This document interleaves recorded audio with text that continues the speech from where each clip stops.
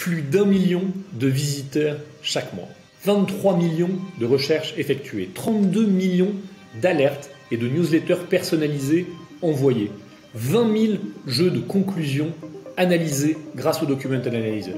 Aujourd'hui, Doctrine fête ses 5 ans et on nous pose toujours la question de comment rendre le droit plus accessible et plus transparent grâce à l'intelligence artificielle. À l'occasion de ces 5 ans, on vous dit tout. En France, on a une grosse volumétrie de données juridiques qui sortent et il faut que les professionnels du droit soient toujours à jour des tendances dans leur domaine pour être capables de défendre leurs clients de la meilleure manière qui soit. Le but, c'est d'être capable de trouver l'information en quelques secondes, là où on pouvait passer plusieurs heures à chercher une information juridique. Et donc tout ça grâce à l'intelligence artificielle et la compréhension automatique des documents. Les algorithmes ne comprennent pas vraiment le droit au sens formel. Ils n'en sont qu'une représentation mathématique. On va être en fait capable de définir une distance entre les mots et de trouver quels sont les mots qui sont très proches, les mots qui sont éloignés. Et donc on va avoir comme ça une granularité fine du sens des mots pour comprendre le vocabulaire juridique. Cet ensemble d'algorithmes nous a permis de créer ce qu'on appelle le legal graph, c'est-à-dire relier les informations toutes les unes avec les autres, et donc vous permettre de comprendre l'environnement juridique d'un dossier. L'optique, c'est toujours la même, offrir des certitudes aux professionnels du droit.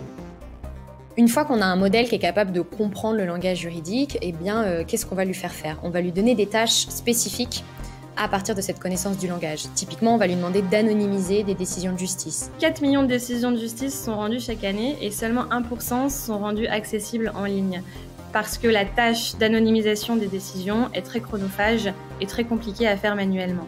Dès 2016, grâce à ces algorithmes, Doctrine a été capable d'anonymiser des millions de décisions avec les meilleures garanties. Et à titre d'exemple, un humain va mettre en moyenne quelques minutes à anonymiser une décision de justice, là où notre algorithme va mettre seulement quelques secondes. Aujourd'hui, notre algorithme est fiable à 98%.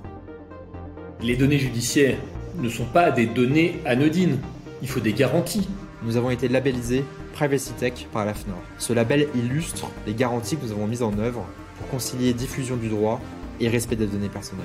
Aujourd'hui, nous diffusons plus de 10 millions de décisions de justice. Chaque mois, c'est plus d'1 million de Français qui viennent les consulter sur notre plateforme.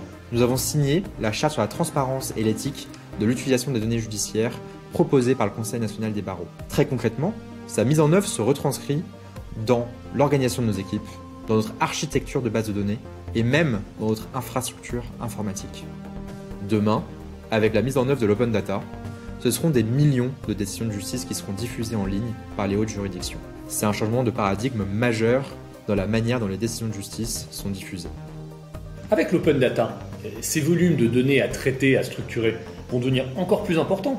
Et ce qui va faire la différence, c'est pas la donnée, c'est bien la technologie. Comment aider les professionnels du droit à appréhender, à comprendre cet univers juridique complexe, émouvant, dans lequel ils évoluent, pour leur apporter des certitudes. Est-ce que ce travail sera fini dans les prochaines années ? Non, parce que le droit est en constante évolution et donc il faut que nos algorithmes évoluent de la même manière pour être capables d'être toujours plus performants.